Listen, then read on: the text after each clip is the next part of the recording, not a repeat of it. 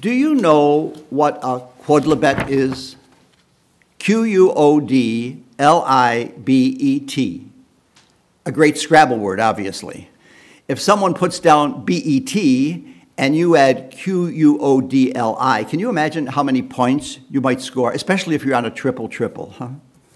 Literally translated, quodlibet means quod, what, libet, you would like, or loosely translated, whatever you want. An archaic use of this term can be found in the writings of the great medieval theologian St. Thomas Aquinas. His Quaestiones Quodlibetales were edited records of the university-wide public debates over which Aquinas presided. They contain hundreds of questions on a wide range of philosophical and theological topics. Literally, anyone could ask anything, and they did.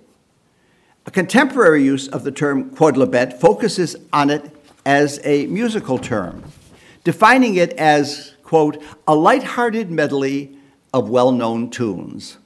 Perhaps the most famous one you may have heard is One Day More from the musical Les Miserables, which reprises almost every tune heard in the musical up to that point.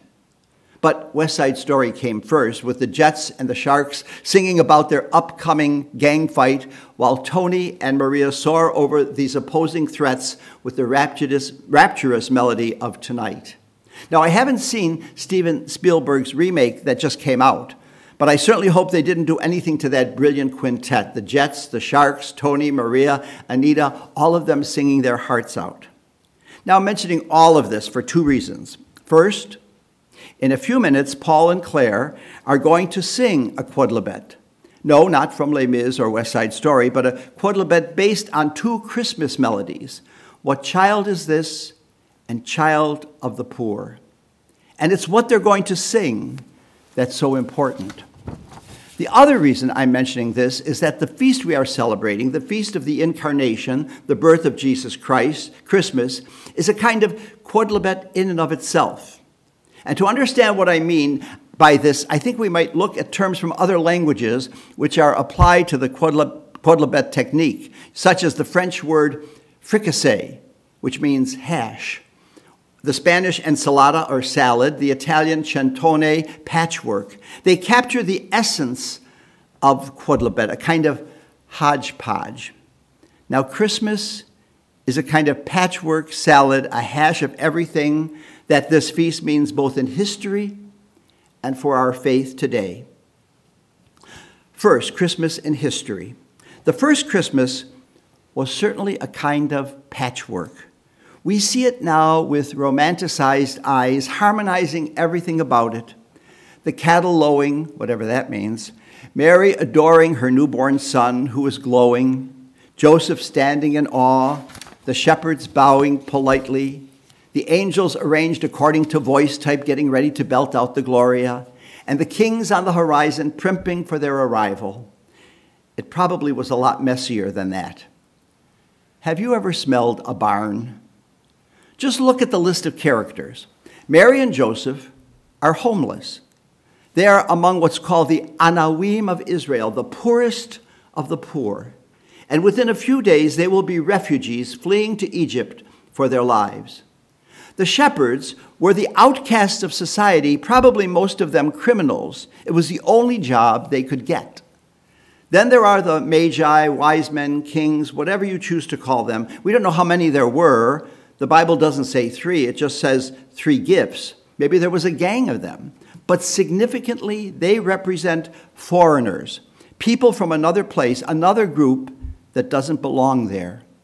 And it's precisely into this mess that the Son of God comes.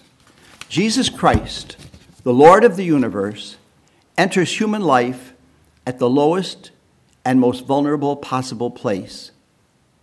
Could he have found a less reputable location, less desirable companions, a less chaotic situation into which to be born? The second verse of What Child Is This says it so well.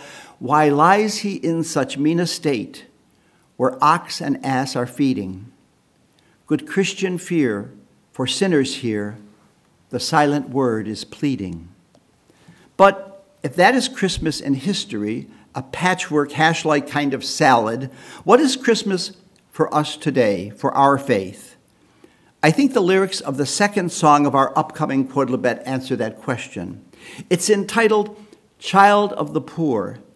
And when I heard Paul sing this song a couple of months ago, I decided then and there that this is what I wanted to preach about this Christmas. In a sense, preaching about it isn't necessary because the words of the song say it all. Listen to the text.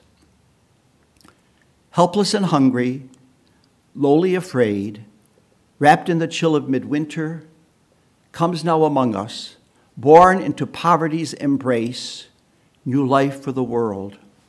Who is this stranger here in our midst, looking for shelter among us? Who is this outcast? Who do we see amid the poor, the children of God? Bring all the thirsty, all who seek peace. Bring those with nothing to offer. Strengthen the feeble. Say to the frightened of heart, fear not, here is your God. And the refrain answers these questions. Who is this who lives with the lowly, sharing their sorrows, knowing their hunger? This is Christ, revealed to the world in the eyes of a child of the poor. Well, there you have it. It says it all. Everyone who was at the first Christmas is still in the world today. The poor, the outcast, refugees, marginalized, foreigners, they're all here. They're all around us.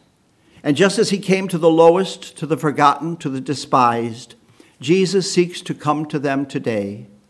But how can he come to them? The 14th century mystic Meister Eckhart tells us how.